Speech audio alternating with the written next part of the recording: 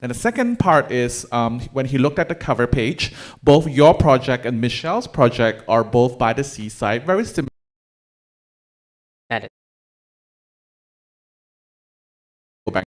所以我有一个建议，就是您既然你不要仅仅从建 almost zero. Be familiar with this environment. It seems like you would need to have some pre-existing knowledge around how to do something like this. So do we, in your perspective, It's okay. Elevating Ida into a Shark Tank? I'm like, am I in the wrong program? Are you pitching for $2 million here? All right. Okay, next we have two more to go. We have Sivani with her project Rethinking Urban Housing Density, and she's representing Vadia Center for Architecture, Mysore in India.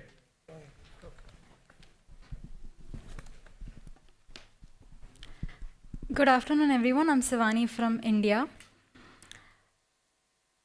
So I'm sure most of you would have come across housing advertisements that promise a certain lifestyle. Images of vibrant families, shared spaces, and a sense of community. But just how often does that image truly reflect the reality of housing behind it? This project, Rethinking Urban Housing Density, is located in Hyderabad, a rapidly growing city in India where high-rise housing has become the dominant model here. And the housing form is shaped by a bunch of policies that prioritize vertical growth. One such policy is that of the unlimited FSI. Unique to the city here, it allows for the buildings to go taller as long as certain setbacks are maintained. So this causes an excessive construction within limited land areas, and it puts a major strain on civic infrastructure, especially in the city's core. Another such policy is the 3-meter gap, which is mandated between the units for ventilation. Yet in reality, what happens is that this becomes a simple vertical void between the form. And in most cases, windows face blank walls. So this is how a typical builder would approach the site. Maximize the built-up area, cover the site up completely, and landscape simply occupies what is left of the site in the offsets. So all these factors put together, they produce generic high-rise housing across the city, cookie-cutter designs that prioritize exclusivity, and widen the gap between individuals. Housing is treated more as a commodity, a product to be bought and sold, rather than a social good that supports diverse environments. So the challenge here was to find flexibility within these existing bylaws and policies by capping the FSI for a more balanced urban form, by adjusting the voids to see if this common space between the units can be actually used for something instead of just being a simple void, by diversifying these layouts to cater to a more bigger user group. And in his book, SMLXL, Rem Koolhaas talks about the theory of bigness and how beyond a certain scale, the block simply is an extrusion of the site, and it takes the shape of it. And mechanical connections like lifts take importance over architectural connections like staircases. Same phenomenon is observed here in Hyderabad, where the same typical unit plan is multiplied across the site. Coming to the site itself, which is located in Durgam Cheru, it's one of the main city's business districts. And its proximity to workplaces makes it an ideal location for housing. Yet most nearby apartments are 3 BHK and 4 BHK structures. Again, the same typical plan that generally caters to the nuclear family structure. And beyond a certain height, these projects also come with excessive construction costs, which makes it lesser accessible to other family demographics or younger professionals newer to the city. So this is a case where housing in the city center itself becomes inaccessible. It's not made for the people. And this is, again, what is being advertised versus the resultant, which is an indistinguishable tower from countless others in the skyline. But it wasn't always like this, as the house form evolved around shared routines, and community was an inherent part of everyday life. Here, the transitional space wasn't just an in-between zone, but this is where life unfolded, whether it be cooking, eating, sharing meals. This is where everyday life unfolded beyond the house. Conversations, news, gossip spread throughout the community. And with varying climates, this veranda took on different forms and sizes throughout the country, while again maintaining the same function of holding the community together. So we see in modern day housing context, which is missing, the disappearance of this veranda, where there's a clear divide between the private and public. And across geographies for that matter, traditional housing was never just about shelter. It was a response to how people used to live, gather, and adapt to the climate. It was culture. And across all these examples, we see the common spatial reasoning of the shared space, where activities could spill out onto this. What replaces it today is not just uniform housing, but also it results in isolated ways of living.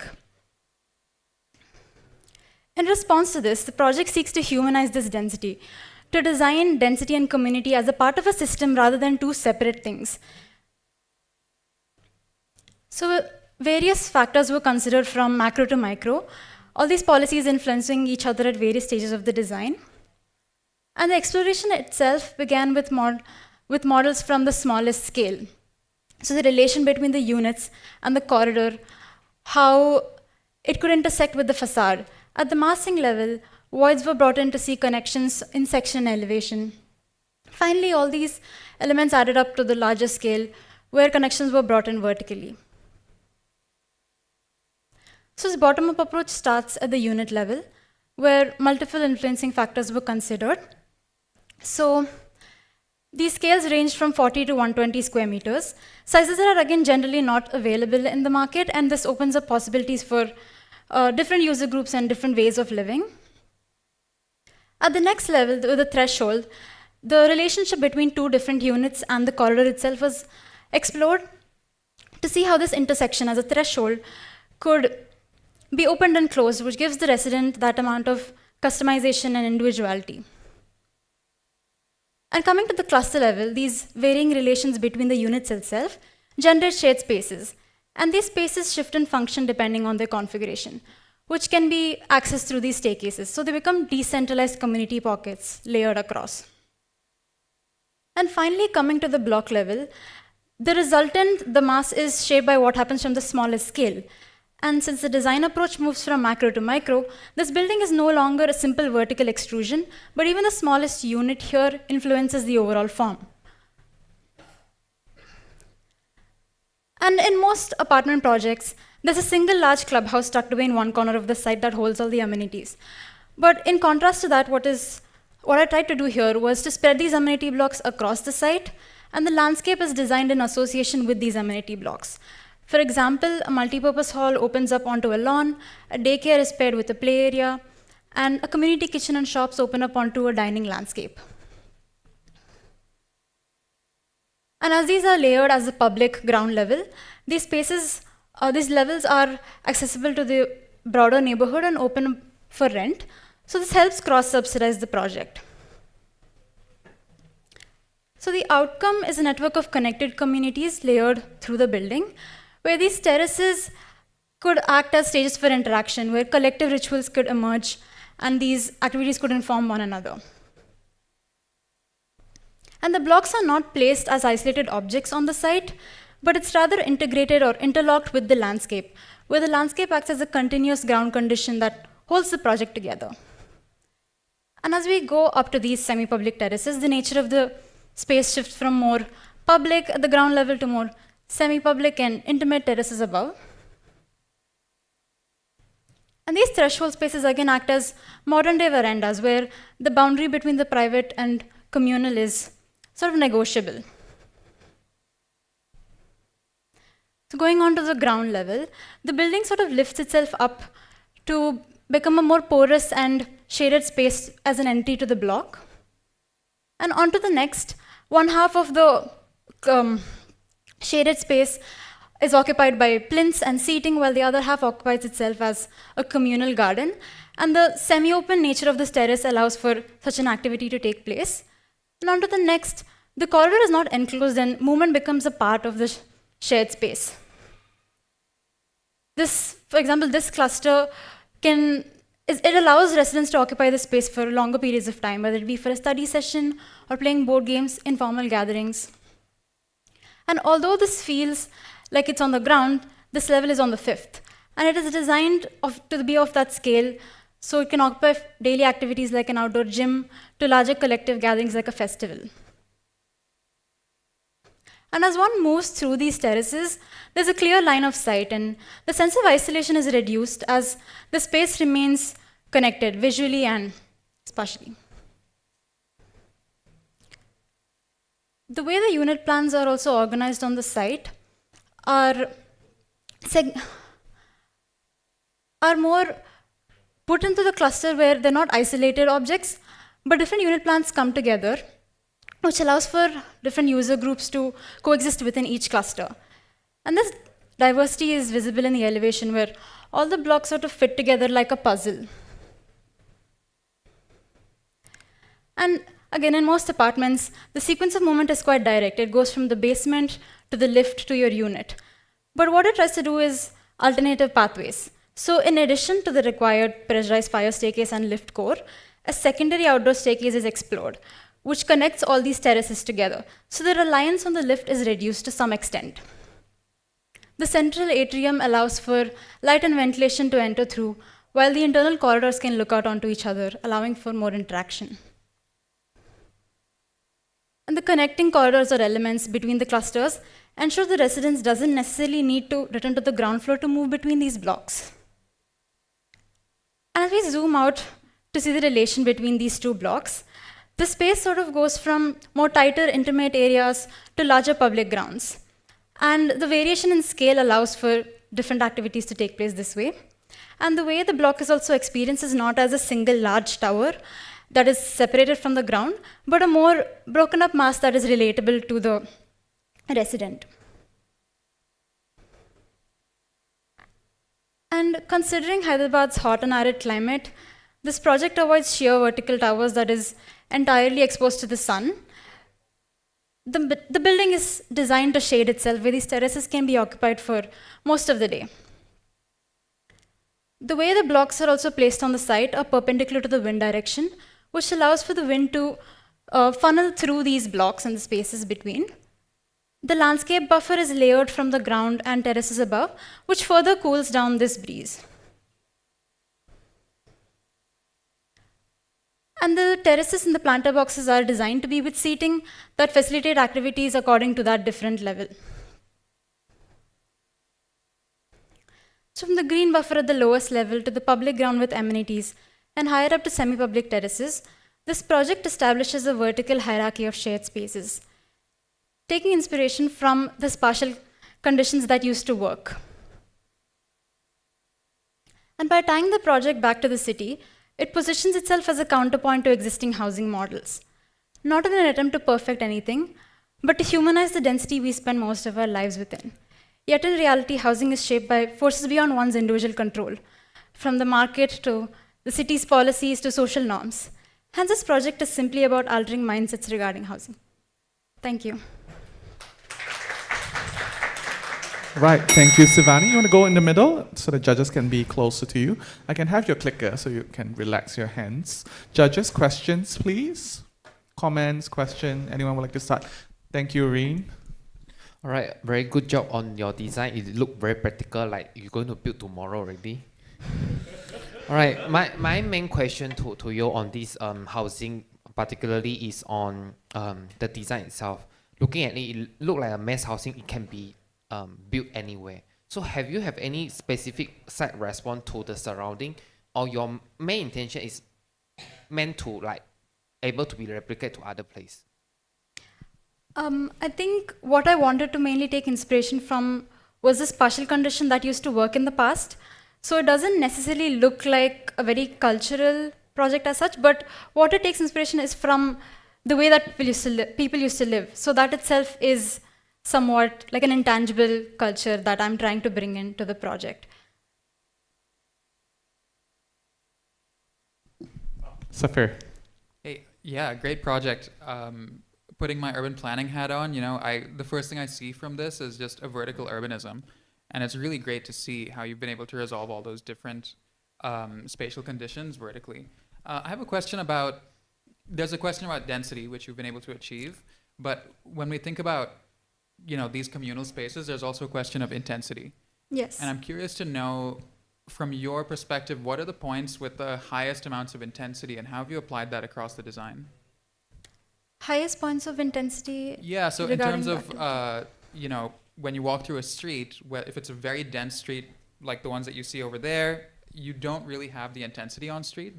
The activity is very similar to what it would be if it was 3 stories or 30 stories for the surrounding buildings that you're critiquing. And I'm curious to know how that experience changes with this new form that you've developed. Yeah, I think the terraces open up possibilities for people to come onto these spaces and use them. So it's about taking whatever's on the ground and trying to replicate the same level of communal space vertically. So I think that's where I was coming from. All right, thank you. Thank you, Safir. Edgar first, and then Jax. Thank you very much. Great presentation. I love your drawings very much. They are very interesting, but on these shifted perspectives, plans, they are very, very beautiful. And they explain very well. It's not only about how beautiful they are, but they explain very well your intentions and your proposal here. I was just wondering, extruded blocks like the ones you see around they exist for a reason. No? Yes, because it's the most efficient and economically position that you can have. So I was wondering if you have some sort of documentation in terms of money, how this impacts, how much more expensive is this building related to the other, and on the other way around, if you can, I know it's impossible to put the impact that the terrace has in an Excel sheet. No? Mm-hmm. So you have thought about a strategy in order to think about it when you're presenting this to a developer, how you're going to convince them. No? Mm-hmm. Yeah, because I understand the buildings around are mostly about perfecting functionism. It has to be the most ideal layout that works out, and that's why it's been repeated across the city, because it's money-wise, it makes sense. So I think it's about somewhere the experience of it and the kind of community that is missing. That is probably the main anchor to my project that has to be brought in. And with the same logic, it's sort of impossible almost to have money fully being sorted. Somewhere there has to be a change about how we look at housing and really what we're doing with it and what is being normalized across. I think that has to somewhat be a mindset change, even though that's kind of hard to do. Well, yes. All right, 顾老师。对，首先我觉得特别佩服啊，就是非常复杂和缜密的这样的一个思维，能够把这栋建筑做得如此的复杂，但是又很真实。然后我觉得它其实反映了我们现在当代城市里面每个人的梦想，就是想从高楼回到原来的低层，因为低层更加有宽容，更加有多的这个灰空间啊，就是不是只是室内室外的关系。我觉得这个发心是特别好的，你可以先翻译一下。So first of all, congratulations for creating such a complex yet meticulous, yet a project that is very real, that is very feasible. And what you are currently creating is actually a reflection of what the society needs. A lot of people actually want more in-between spaces, not just it's not just the insides and the outsides, but more gray areas where people can spend time. And there's a lot of in-between areas. Continue. 但是 But okay, that's where suspense. Okay. 对，我觉得建筑师和艺术家最大的区别还是在于建筑师要务实。我们所有的思想，就是所有的设计，还是要基于未来是不是能够实现啊，不能只是纸上建筑。那么刚才的评委其实他已经讲了他的这个观点了，就是我们周边的这些高楼，它的存在是有道理的，因为开发商要追求最大的利润、最快的效率、最简单的、最低的这个建造成本，对吧？那我们看现在的这一栋建筑物啊，就是我们基于2种可能性来判断。第一种是老的建筑改建，如果是老的建筑改建，那它以前的老建筑大概会是什么样子的？我们可以设想一下啊。第二种是新建。我觉得新建这样一栋建筑的可能性几乎为0。为什么我这么绝对？是因为第一个，它的这个建造成本，其实刚才另外评委已经有问，它的建造成本相对于旁边的这个房子会多多少？根据我的经验，会高出40%以上，因为它的非常不规则的结构矩阵形式以及大量的挑空，所有的这个部分其实并不经济的，对吧？但是我们花这么大力气建造出来这样一个复杂的房子，这里面居住的人群是什么？一定是中低产阶层，不是中高产。对吧？那么，所以它的这个使用的场景其实是不存在的。所以我有一个建议，就是您既然有这么强的一个驾驭项目的能力，那不妨啊回去以后可以再做2个练习。第一个，是不是有可能把旁边的这个高楼改造成这个关系，就是直接拿一栋高楼来改？啊，这是第一。第二，如果真的给你一个从零开始能够建的项目，我觉得你还要。你不要仅仅从建筑师的角度考虑，你从一个 developer， 你从一个开发商的角度，我怎么样既能满足这个要求，又能够建得经济？谢谢。